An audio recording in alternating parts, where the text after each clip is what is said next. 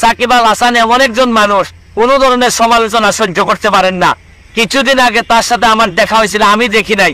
সে হঠাৎ করে আমাকে সোনারগাঁ হোটেলে বাংলাদেশ এবং ভারতের মধ্যে যে ক্রিকেট ম্যাচ ছিল ওই সময় আমার দেখেই সে পুলিশ এবং বিসিবির কর্মকর্তাদের সামনেই আমাকে মারতে আসছিল। আমি আপনাদেরকে একটা জিনিস বলতে চাই, শুনেন, যদি সাধারণ মানুষ যেভাবে বিচারের মুখোমুখি হয়, সাকিব আল হাসানের মতো মানুষকে যদি একটা মানুষ যদি দেশ বিক্রি করে দিত চিন্তা না করে, এই ধরনের জিনিস যদি সে করতে পারে, তাহলে তারে দিয়ে এই দেশের ভালো কিছু হইতে পারে না। আমি সেদিন যেদিন সে আমারে মারতে আসছিল, আমি কাউরে বলি নাই। আমি মনে করছি থাকো, আল্লাহর কাছে বিচার দিছি যে এই ধরনের বাংলাদেশ ক্যাপ্টেন্সি পর্যন্ত ক্রিকেটের ক্যাপ্টেন হিসেবেও সে মনে করলাম যে এই ধরনের মানুষ যদি বেয়াদব হয় তাহলে তারপরে আর বিচার দেওয়ার জায়গা থাকে না।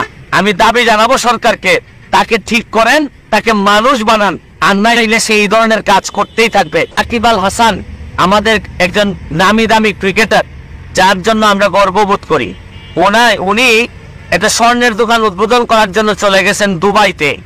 তো আমরা যে কোনো সেলিব্রিটি যারাই আসে না কেন তাদেরকে কেউ দাওয়াত দিলে চাইতেই পারে। আমি সাকিব আল হাসানের কোনো দোষ এই পর্যন্ত দেখি না। কিন্তু যখন আমি জানতে পারলাম যে ডিবির পক্ষ থেকে, ডিটেকটিভ ব্রাঞ্চ বা পুলিশের পক্ষ থেকে সাকিব আল হাসানকে জানানো হয়েছিল যে আপনি যার দোকান উদ্বোধন করতে যাচ্ছেন সে একটা পুলিশ ইন্সপেক্টরের হত্যা মামলার আসামি এবং সে পলাতক অবস্থায় আছে, ইন্টারপোলের সাহায্যে আমরা তারে ধরে নিয়ে আসার চেষ্টা করতেছি, আপনি তার দোকান উদ্বোধন করতে যাচ্ছেন, তারপরও সাকিব আল হাসান শুনেন নাই। আমার কাছে মনে হয়েছে যে এটা যে একটা অপরাধ, উনি জানেন কিনা যে সেলিব্রিটি হইলে কি তার কোনো অপরাধের বিচার হবে না। আপনাদেরকে একটা জিনিস বলতে চাই, সাকিব আল হাসানের যারা ফলোয়ার আছেন তাদের প্রতি বা তার ফ্যান যারা আছেন তাদের প্রতি সম্মান রেখে একটা কথা বলতে চাই যে সাকিব আল হাসানকে আপনারা জানেন যে কিছুদিন আগে আমি একটা ভিডিও করে তারা অনুরোধ করছিলাম যে জুয়ার সাথে যেন সে সম্পৃক্ত না হয়। জুয়ার সাথে সম্পৃক্ত না হওয়ার জন্য বলছিলাম যদি 3 লাখ টাকা লাগে আমি 3 লাখ টাকাও দিতে রাজি। শুনেন, সাকিব আল হাসান এমন একজন মানুষ কোন ধরনের সমালোচনা সহ্য করতে পারেন না।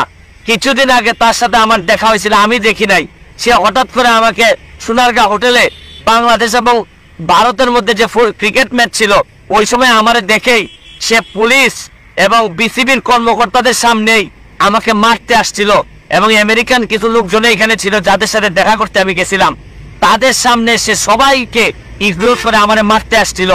আমি কিছু বলি নাই, পুলিশরা এসে আমারে বললো যে বাদ দেন ভাই, সে সেলিব্রিটি, তার কথা